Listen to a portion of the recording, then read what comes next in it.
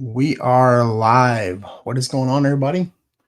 Texas Garden Guy here. I am here to answer garden questions. We are live on TikTok, we're live on Facebook, we're live on YouTube. If you have any questions, feel free to drop them down below. This is the time of the week where I go through a bunch of my comments and questions and kind of just talk about what's going on in the garden right now. So much going on.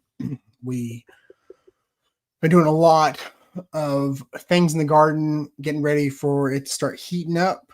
It is starting to heat up in the garden.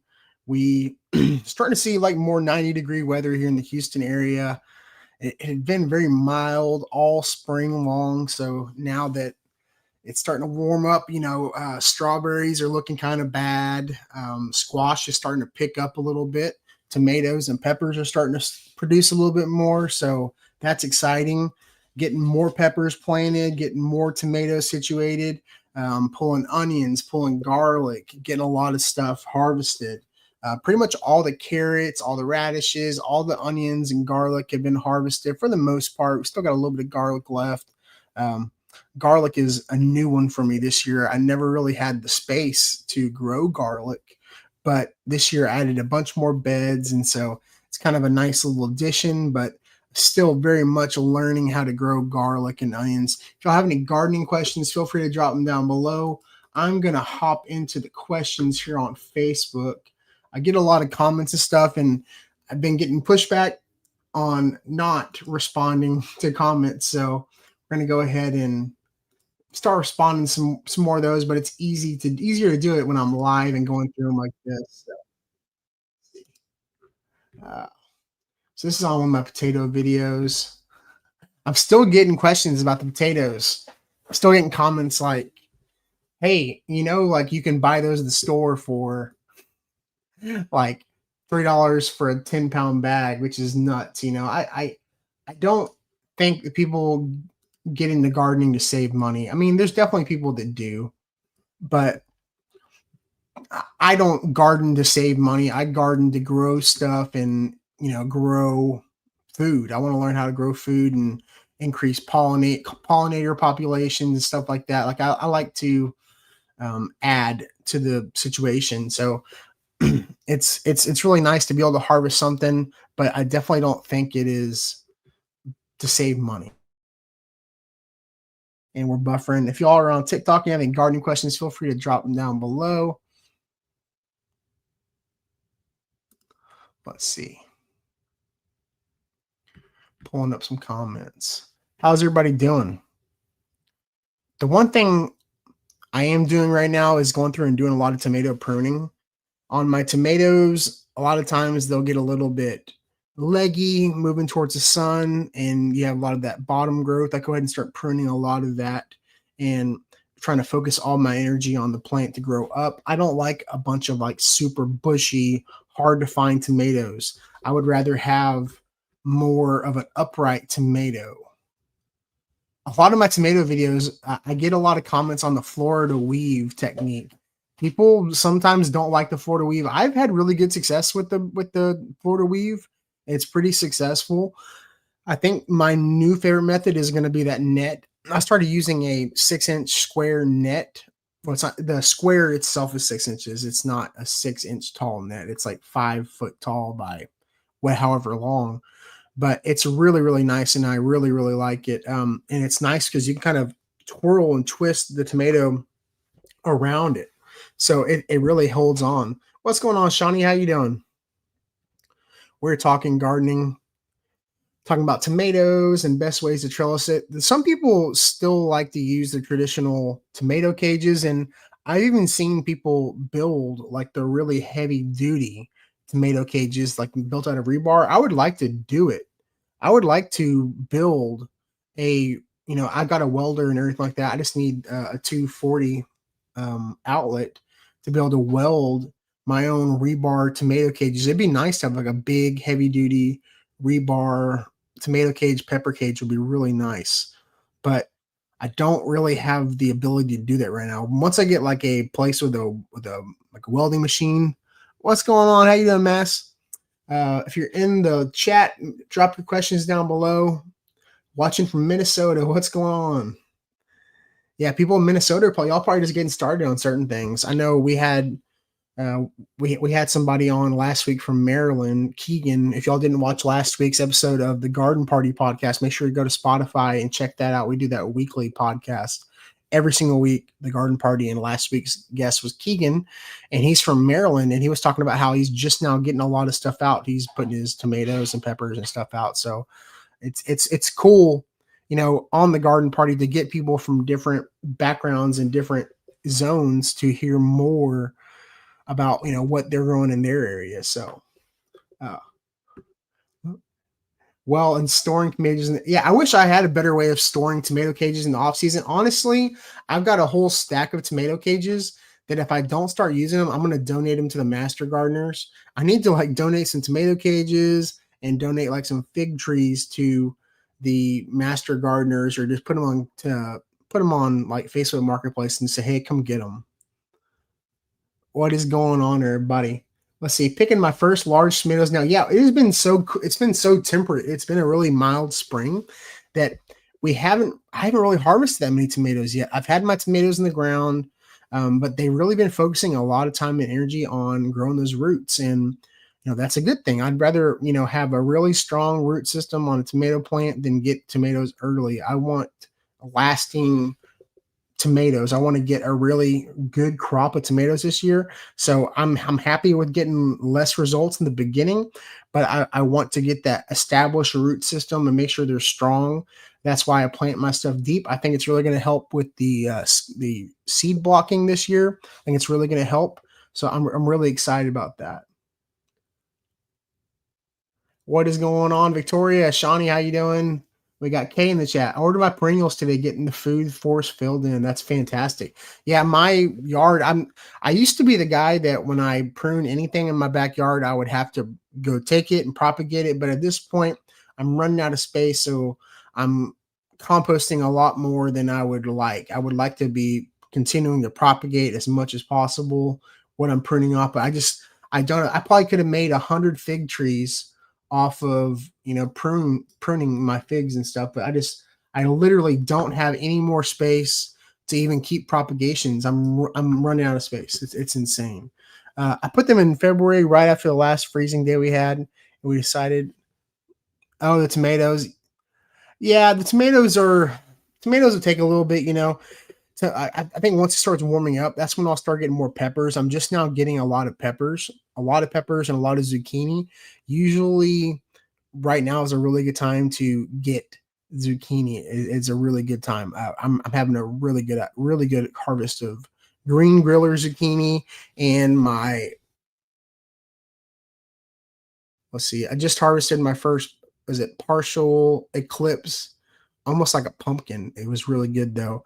I wish I would have, sliced it a little bit thinner when I put it on the Blackstone, because it didn't get as crispy as I would have liked. But roasted, it would be really good like that. Let's see, finding so many caterpillars on your tomatoes. So there's a couple different caterpillars you're going to see on your tomatoes, and I dealt with them both last year. Not the hornworm as much. Hornworms are a lot easier to find, I think, because you can take a black light flashlight and go out there and hunt down those hornworms. Some of my hippie friends in Austin love to just let the hornworms eat their tomatoes. I'm good. I'm going to keep my tomatoes. I'd rather have the tomatoes. But the one I had the biggest issue last year, I believe they call them the army worm, and they're these not small, but smaller than a hornworm, like blackish brown, like army worms, I think what they're called.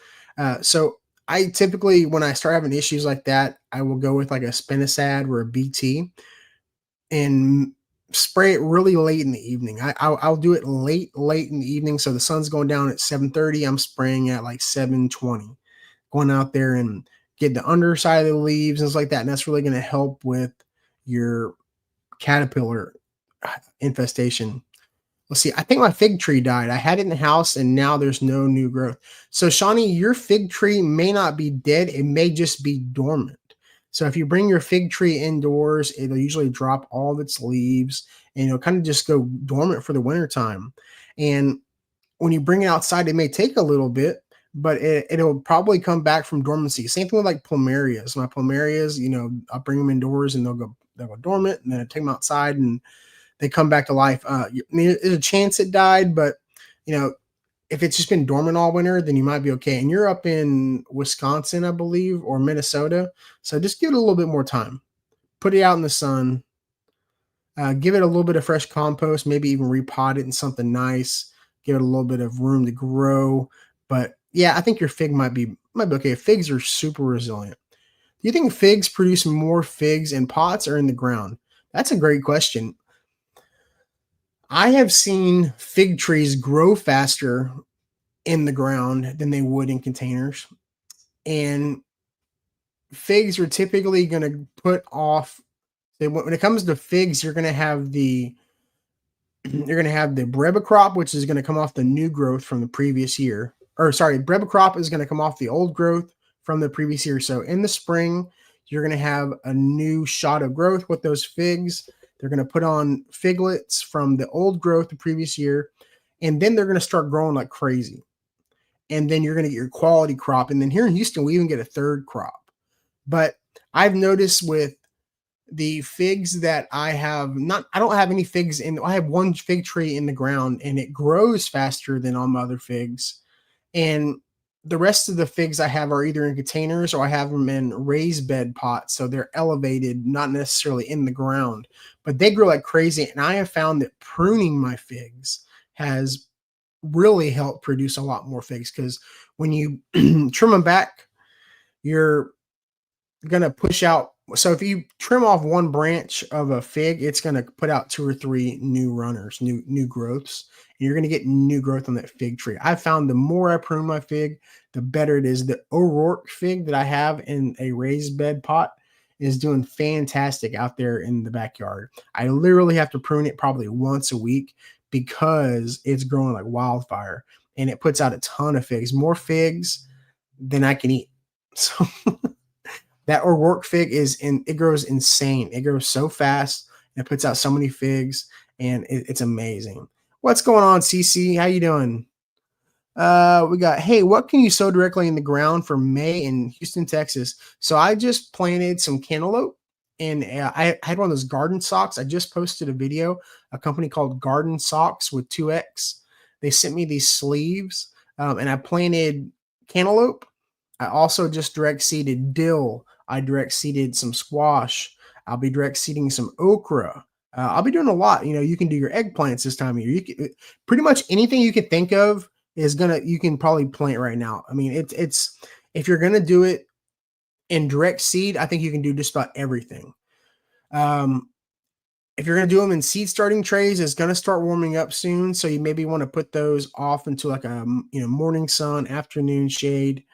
Because they will dry off. They will dry out pretty quick. So just be careful with that. But I mean, if you're in direct seed stuff and water it well, it's about to start warming up here in Houston. We're going to start seeing the high 90s within the next month. So you got to be thinking about that. A lot of the peppers and tomatoes that I started them back in like November.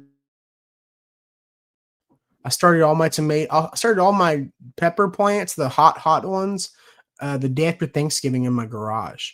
And I started all my tomatoes around Christmas time. So yeah, they've had a lot of time to start building those root systems and getting really established. So all the tomato plants I have look really, really good. It's just I'm not getting a lot of fruit yet. It's because I planted most of them in raised beds right now this year. So I'm not seeing as much fruit yet, but it's starting. Now it's heating up. We had such a mild spring. A very mild spring with not a lot of heat, and typically with like tomatoes and peppers, you see more fruit when it starts to warm up, at least for me.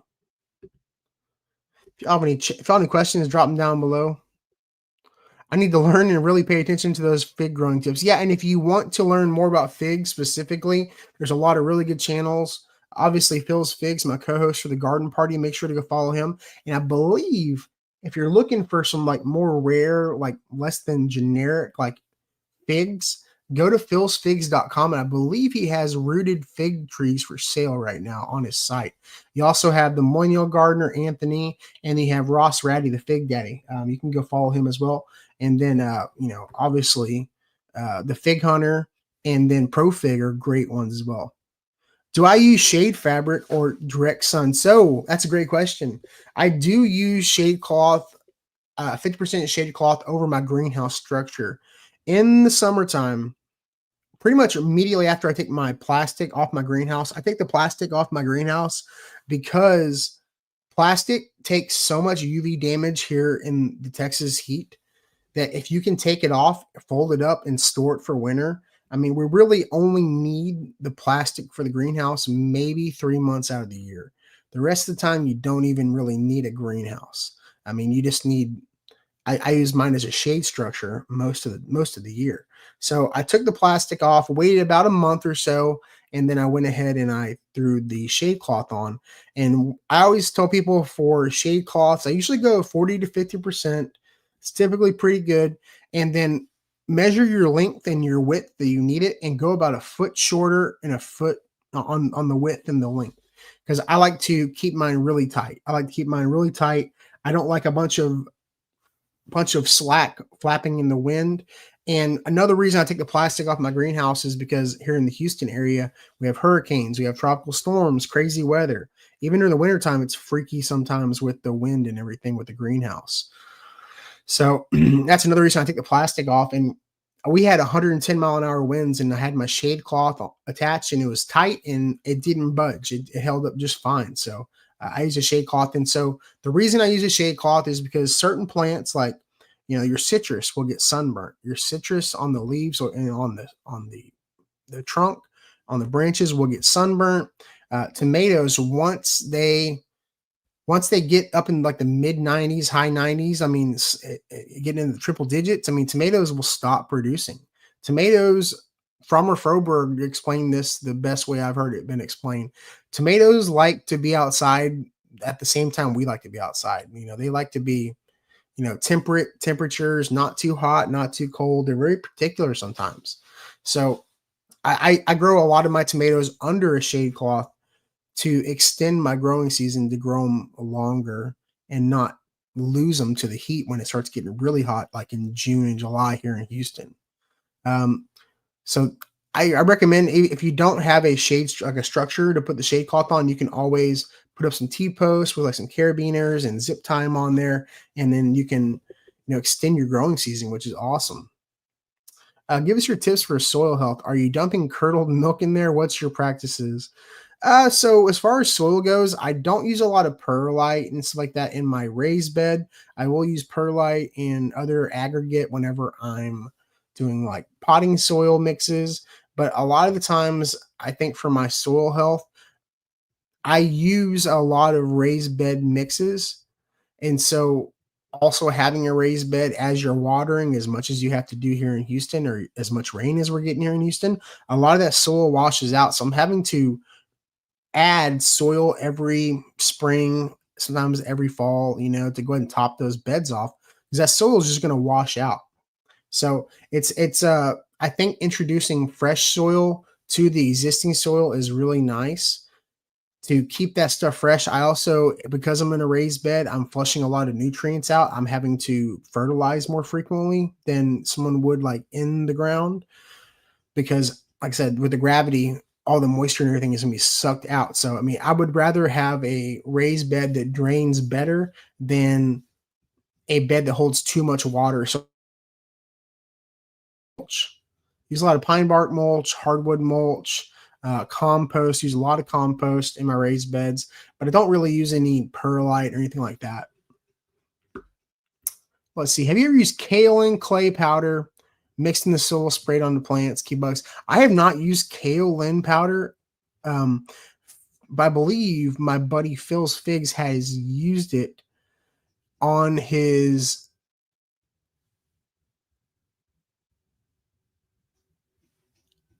on his uh on his figs, because he uses it.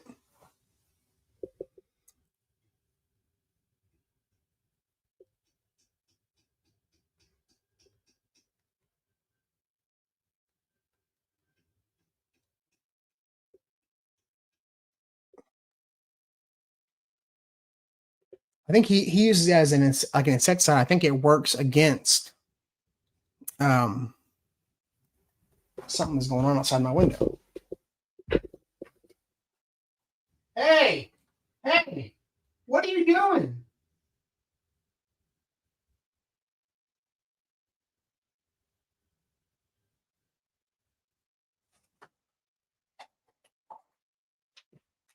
Someone's hammering outside my window. I was like, what is going on up there? Oh my God. I don't know, but y'all heard the knocking too, right? My God. No, it was my wife. She's hammering something into the ground, driving me insane. I'm like, can you not do that outside the window right now, please? And then somehow my Roomba just started going off. Everything is going insane right now in my house. Oh my God. Freaking insane.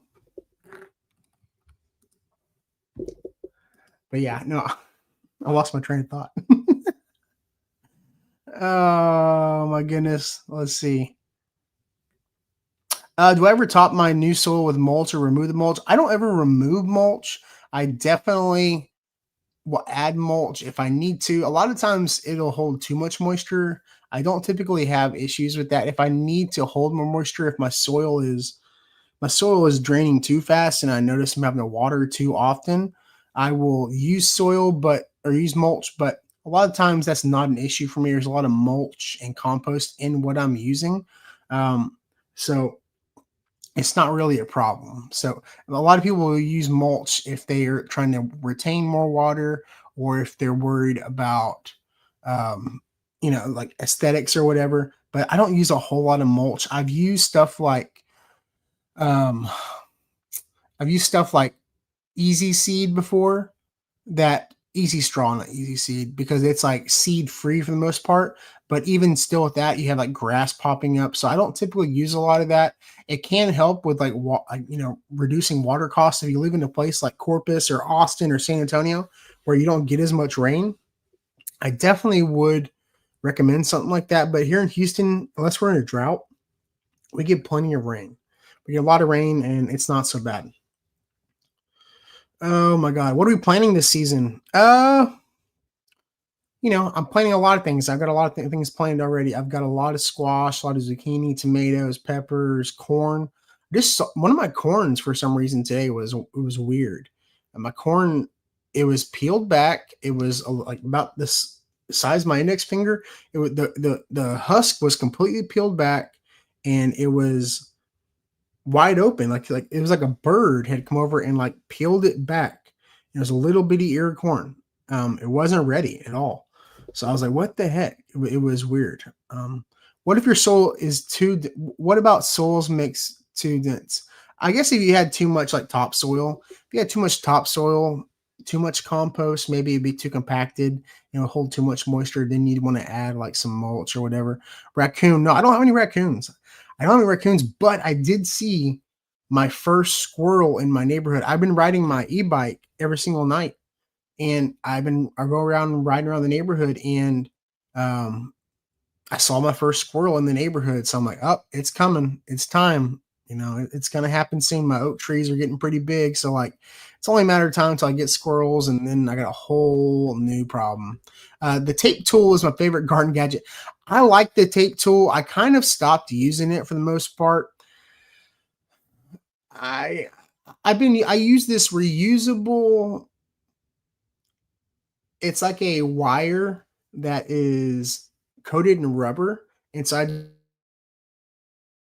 I'll do like a 3 or 4 inch strip of it, cut it, and then I wrap it around my tomatoes or whatever to hold them up, and then I can unwrap them and reuse them when I need to. So like I've got a whole little bucket of those that I reuse when I do them. So like I'm trying to get away from single use plastics as much as possible. Single use plastic is kind of like the devil. So I mean, those tape machines are cool. If I had like a commercial like setup, I'd probably do something like that. But like, if I absolutely need to, but I don't really need to use it. Let's see. Does a neem max work well for vine borers? So Captain Jack's neem max is a great product. It's used for organic gardening. Um, I like it, and it's good stuff. I don't use as much neem oil as I used to. I probably need to be spraying more often than I am. I did see a vine borer the other day, but that's the only one I've seen. Uh, if you're going to use it for vine borers, it has to be used as a preventative. It's got to be used as a preventative. You got to start spraying early, because if you only start using neem oil when you start seeing the vine borers and the squash bugs and everything like that, then it's not going to have as much of effect. You want to start early when you plant your squash. Start using it once every 2 weeks, once a week, whatever you want to do.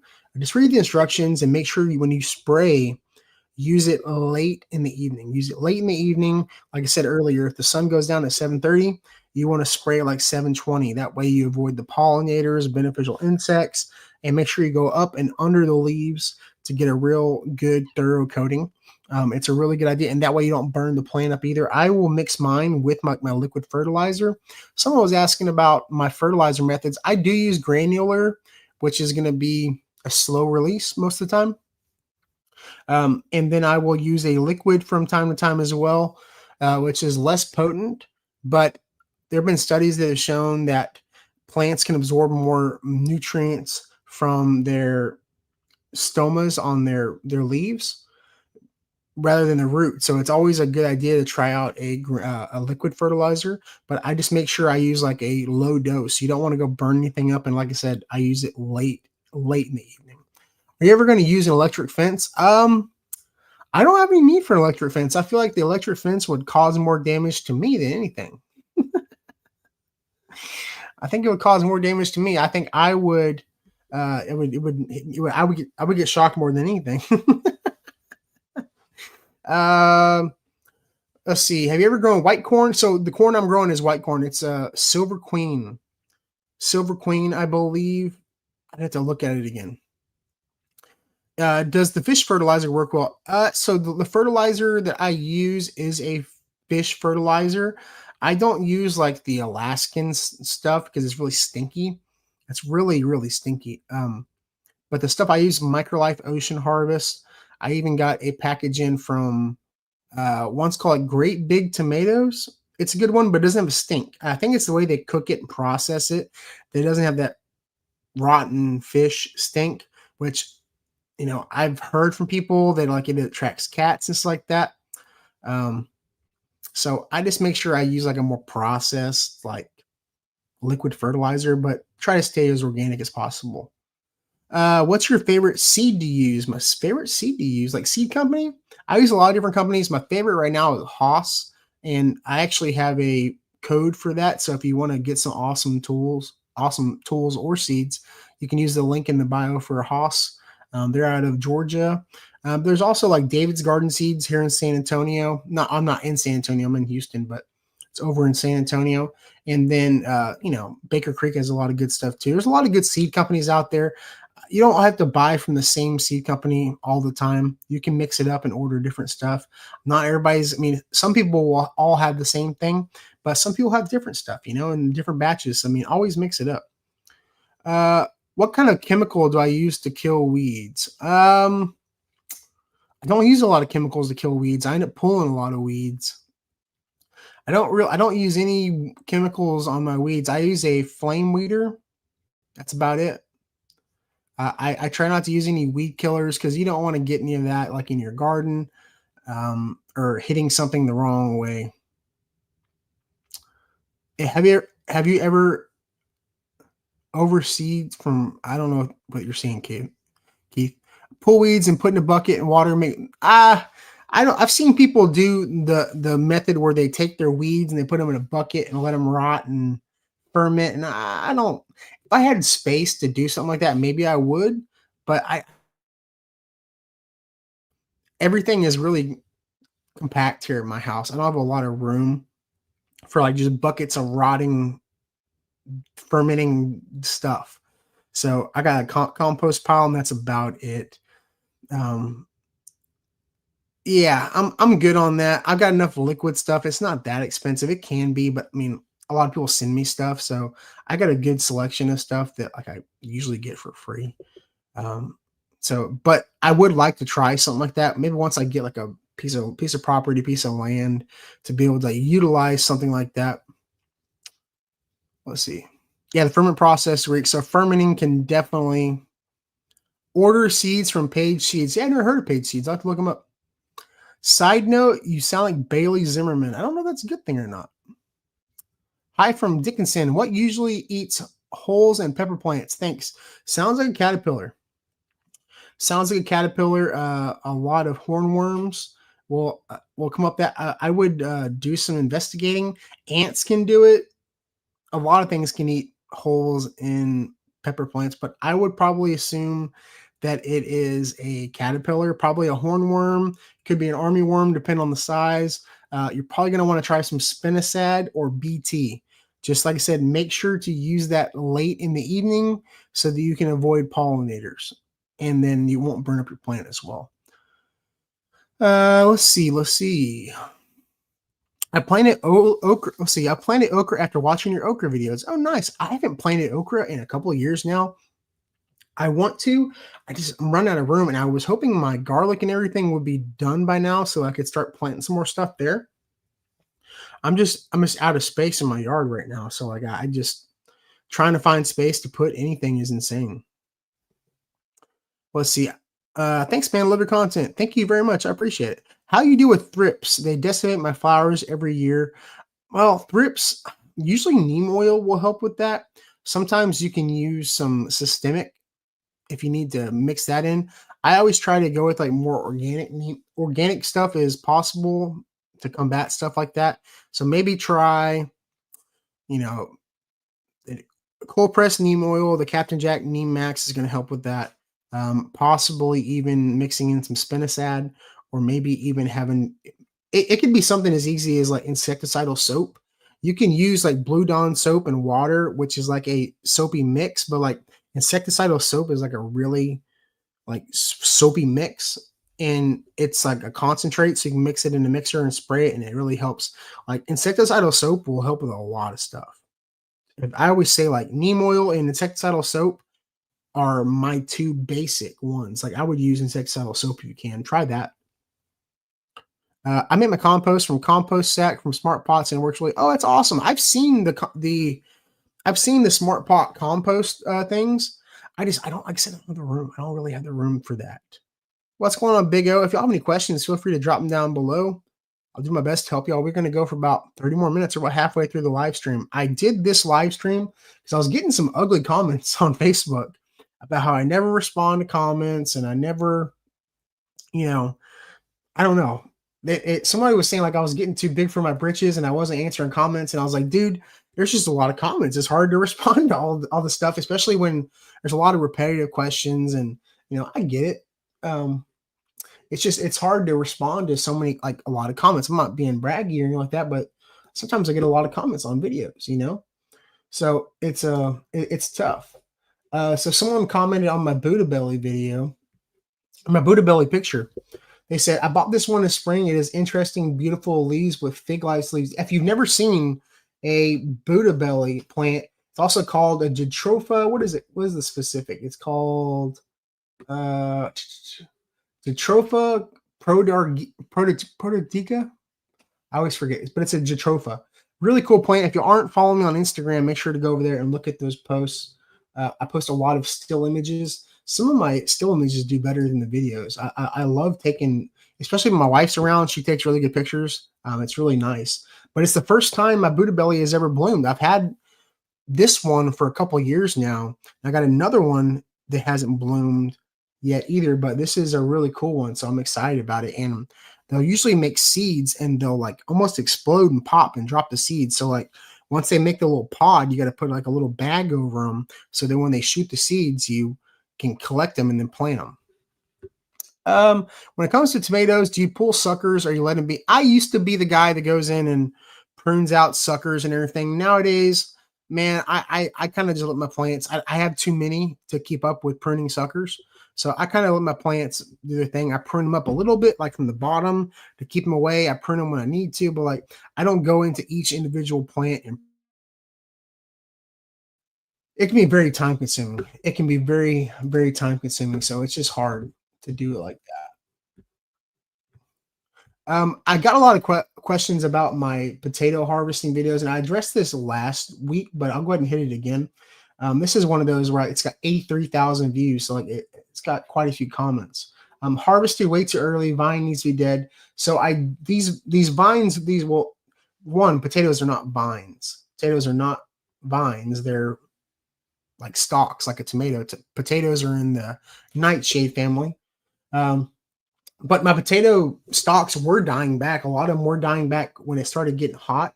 And also, I overplanted my potatoes way too close together, and it was a learning curve. We don't always.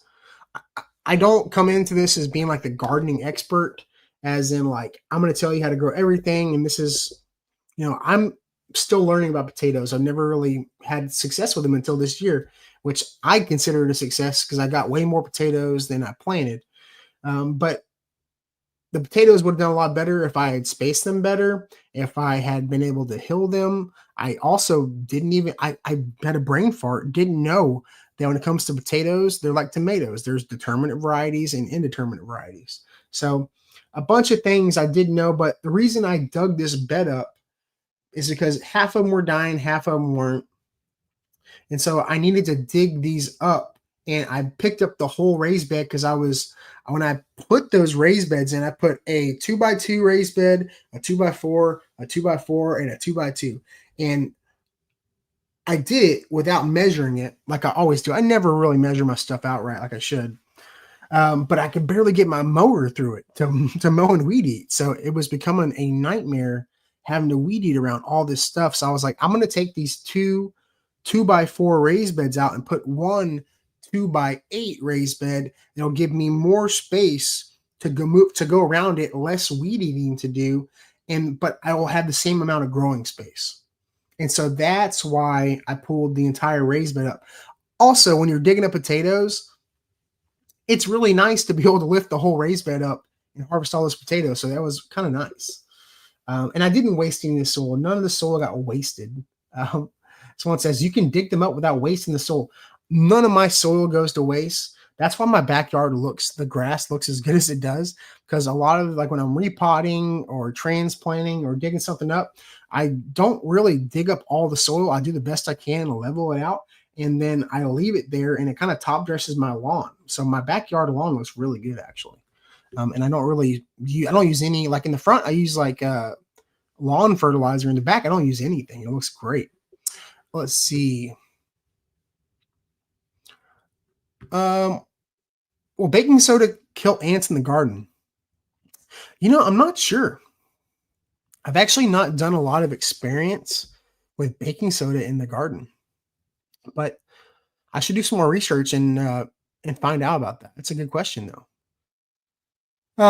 You can take those comments and Q&A video answer. Yeah, I did notice that Instagram will now let you respond to a comment with a video. Yeah, I could probably do that. I try not to be so reactionary because in the moment I might in the moment to some of these comments, I may be inclined to say something ugly.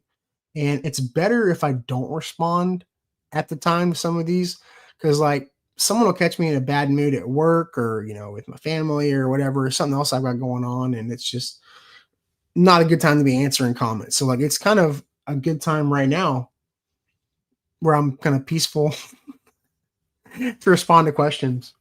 Your grass is amazing. What did you use? Brand name. So in the front, I use Nelson Plant Food.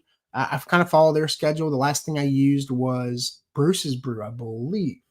So it's good stuff. And I'm actually going to be working for Nelson Plant Food soon. So y'all will see a lot more Nelson videos.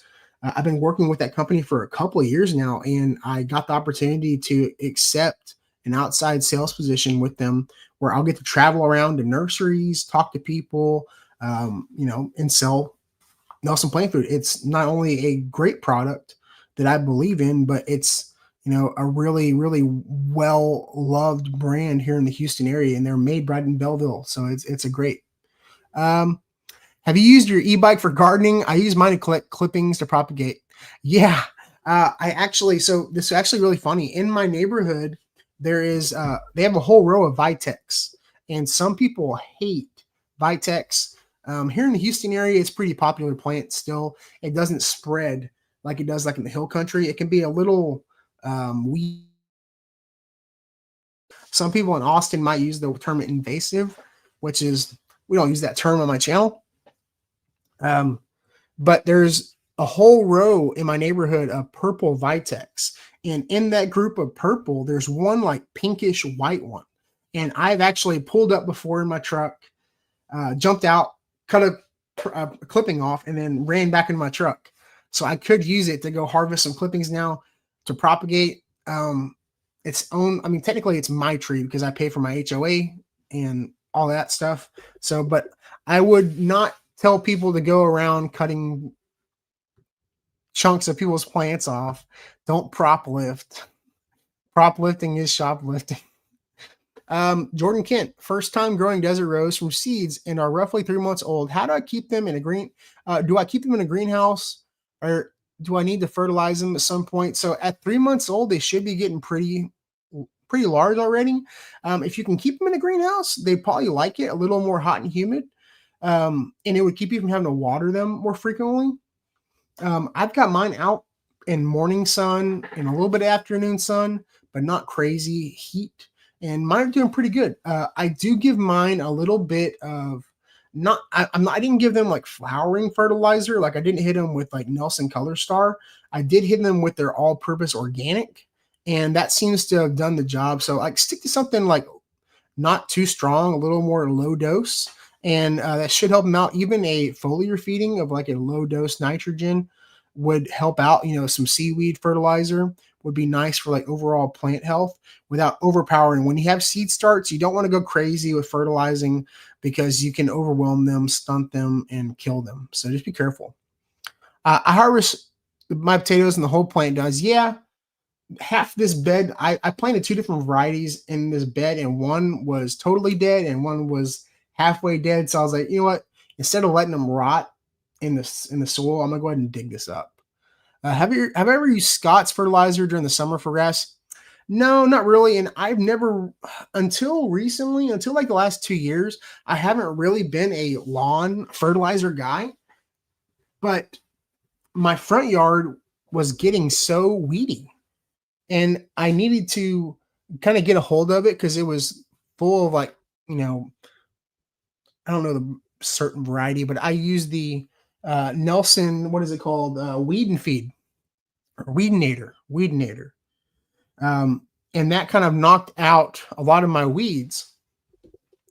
And now I'm noticing a couple spots that were kind of bald, but they're starting to put on new growth from that Bruce's Brew with actual grass. So like if you start using, your Weedinator or whatever in the early spring, you're going to notice you're going to have some dead patches. That's from the weeds dying back. Now your grass, if you have St. Augustine's, got to recover, unless you want to go get sod or whatever you want to do. But like for me, I'm just waiting for my patches to kind of fill in, but I only really use Nelson Plant Food.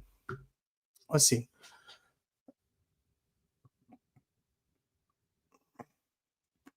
Oh, nice. Big O, I did do that. I do that in my neighborhood a little bit because when I'm driving around my neighborhood in my e-bike and I see like stuff they put out for trash and stuff, I did notice that someone had like a beat up old like wooden raised bed, and I almost did pick it up. I do use my e-bike because my packages typically go to the wrong house, and I will drive over there and go pick up my mail when it should be at my house. So I just picked up a PO box though, so that should help with that. I need to post my PO box if people can start sending stuff. I paid for a PO box over here in my area so that I can start set it up and set it out there, and people can send me whatever they want, and I'll do unboxings, which is kind of fun. Thank you for the information. We're in Rockport. Oh, nice. I was just in Rockport not too long ago. I went ate at Or was I eating it? It was on the beach, or not the beach, on the pier. What was it called? Something Eatery. Something, the Moondog Eatery. That's where I was at because I went to Corpus Christi and saw a bunch of friends down there. I went to a couple nurseries. And then I drove back and I stayed the night in Rockport, went to the Moondog Eatery, Moondog Eatery, that's what it's called. And then I drove and did the grand opening over at Marvelous Gardens in Port Lavaca. But Moondog was really good. I enjoyed the food there. Let's see. Only 3 of my cocomelon seeds germinated. Do they produce quite a bit? So cucamelons, or your Mexican gherkins, they can take up to like a month to germinate. So if more haven't germinated, give them a little bit of time and they still may germinate. But cucamelons are a pain in the butt. I don't typically grow them because they kind of make a mess. They like to get all tangled up and grow into each other, and it's hard to find the cucamelons. And I just don't know if the juice is really worth the squeeze. If you have kids, they love it. So it's a fun little thing, but cucamelons, they take a long time to germinate. It can take up to like 3 to 4 weeks for them to all germinate. Is that organic? Because Crazy in Houston. I don't. The weed nader is not organic. No, that's not OMRI certified or anything like that. No, it's hard to find an herbicide that's gonna be like organic, like that. Like the broad spectrum spreading. So, yeah, the cucamelons are fun. They're cool, especially if you have kids. If you have kids, they'll have a lot of fun going out there and picking those cucamelons. Use them to your advantage because they can get pretty crazy growing into each other, and they're fun to eat too. Like you can eat them right off the vine, or you can pickle them. You can pickle the cucamelons just like you would like a regular pickle. Do a whole jar of those things and put them in the fridge, and they taste really good. Kids love them. I haven't done them in a couple of years just because they're kind of a pain. You got to pick them pretty often. And they get kind of all over each other. They kind of make a mess. Let's see. Go over here to the Facebook page and look at some comments. Let's see. Oh, so I posted the pictures of some of the desert roses. That whole flat of, if you look at my Facebook or Instagram and you see the whole row of adeniums or desert roses, the ones I grew from seed, that's not even like half of the trays that I have. I probably have close to 1,000 little baby desert roses that are anywhere between this tall and this tall. How long does it take for them to get this size? They can grow. It really depends on desert roses. I will be selling them, but I'm just waiting for them to get a little bit bigger before I start selling them. But I am running low. I hope y'all enjoyed the sock video, the garden sock video, because that is a really cool product. Really cool product. I really like it. I'm looking forward to setting that stuff. I'm looking forward to setting some of those beds, those little socks around the area to kind of mix in some veggies in certain spots and let them kind of take over. How do you sharpen your garden cutters, or do you just buy new ones? So I definitely start sharpening my Felcos. I have a little I have a little tool that I keep in my sheath with my Felcos, and the little sharpener is from Felco, and it's made to like match the edge, so it keeps them pretty sharp. I use the little hand tool. There are some hardware stores that will sharpen your pruners, usually like some like Ace Hardwares.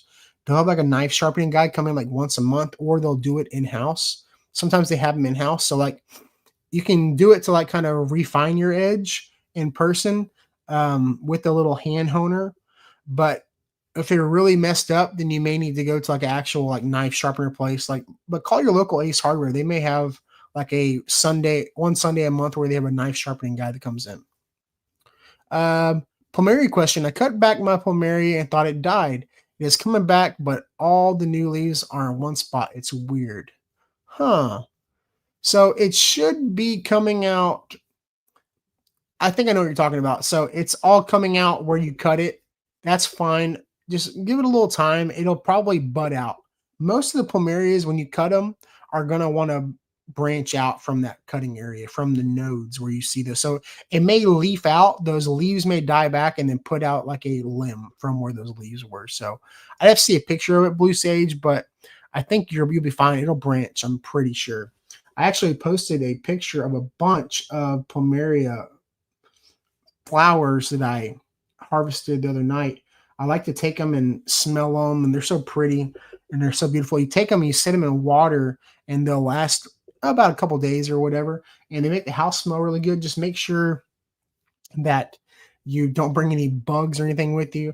But I definitely, if you have an issue with your plumeria not blooming, pick up some Nelson plant food, plumeria food. I put about a teaspoon in every single one of my pots about every 14 days to keep it going. So every first and the 15th, I'm feeding my bougainvilleas, I'm feeding my plumerias, keeping them fed, and they keep blooming. So, um, but yeah, no, I definitely love the plumeria food. I also harvested some celery this weekend. So I have never had luck with celery. People were asking when did I start my seeds. I started my seeds probably back in like January. I started them indoors in my garage, and I didn't transplant them. I just put them out. And I put them in that Smart Pots bag because I have a spot in my backyard where there's a cable box, and I can't really do anything with it. But that narrow Smart Pot is really perfect right there. Plus, it's in like in a shadier spot. I didn't want my celery to get all burnt up and everything from the sun, so it worked out really nice. The celery grown from homegrown celery tastes really freaking good though. I need to go out and harvest it, process it, clean it up, and freeze it. That way we have it for cooking and everything like that. But really cool stuff. I'm excited. I've never grown celery before. It is awesome. I know the YouTube channel Cog Hill. Yeah, my Cog Hill hat's on. I'm wearing my Cog Hill hat today. How do you harvest plumeria flowers? Cut the individual flowers or the flower? I just pull them off. Yeah, I just go and I pluck them off. You know, you don't. I don't cut them. I don't prune them back because usually where they flower, they're going to start branching off. So typically, if you cut your plumeria or wherever it blooms, it's typically going to branch off like three new branches. Typically, three new branches every time it blooms. So yeah, I love plumerias. I got too many of them. I need to start selling some plumerias. If y'all are in the Houston area and you want some plumerias, I got plumerias. And it's really cool because I have quite a few that I grew from seed. And I figured a lot of them would be exactly the same. But, you know, some of them are like narrow white with yellow in the middle, and some of them are like a milky whitish yellow color. So it's like they're very different. They're a lot more different than I thought they'd be. I thought they'd be all super similar. Um, Man, that zucchini, the green. If y'all saw my Blackstone video, it wasn't a video, but a Blackstone picture. I cooked up some zucchini on Saturday, and man, it was Sunday. It was Sunday. Yeah. I cooked the zucchini up on Sunday with chicken on the Blackstone. I love the green griller zucchini from Haas Seeds. It is the best zucchini that you can cook. It is so freaking good. We even had some tonight. Ashley took it and she cubed it up, put it on a air fryer pan with some Parmesan and some salt and pepper and some garlic, and then threw it on the air fryer, and it crisped it up really nice. And we had it with leftover chicken. And it was so freaking good. But the Blackstone really does really well. I try to make sure that I let them rest overnight with some paper towels to draw out some of that moisture, because zucchini and squash have a lot of water content. And so like when I put them on the grill yesterday, they got a little slimier than I would typically like them. I'd like them to be a little more, a little more dried out, so that when I saute them on the Blackstone, they get a better sear and they're not as slimy and wet. So, but the air fryer tonight was so good, that air fryer, hot air circulating in our air frying oven, it really kind of like crisped up all the edges and locked in all that moisture so it didn't drip out. It was really good. It was really good. Topped with some Parmesan cheese. Oh my God. But you live in Katy, will you ship? I mean, I go to Katy all the time. So I mean, I can go there. I go to the area all the time. I do enjoy homegrown celery. Yes, it is very good. Oh my goodness. Well, guys, I'm about to hop off. I got to go watch Rock the Block with my wife. I do enjoy my new favorite HGTV show is Renovation Aloha, and I like Rock the Block, so we're gonna go watch that. But hope you all have a great week. If y'all don't already follow us on Spotify and everything, go to Spotify and follow the Garden Party. We're going to be live with the Homesteading Challenge this week. Homestead Challenge. Brittany Gibson, she's really cool. She has an awesome podcast on her own called The Garden, not the Garden, the Homestead Challenge. We're going to have her on. So it's going to be a lot of fun this Wednesday at 7 p.m. right here on the Texas Garden Guide channel. Make sure if you're on TikTok, you go follow us on Spotify and give us a 5-star review. If you haven't already, go and give us a 5-star review on Spotify. It really, really helps with the channel rankings. But I hope y'all enjoyed this live stream, and we will talk to y'all later.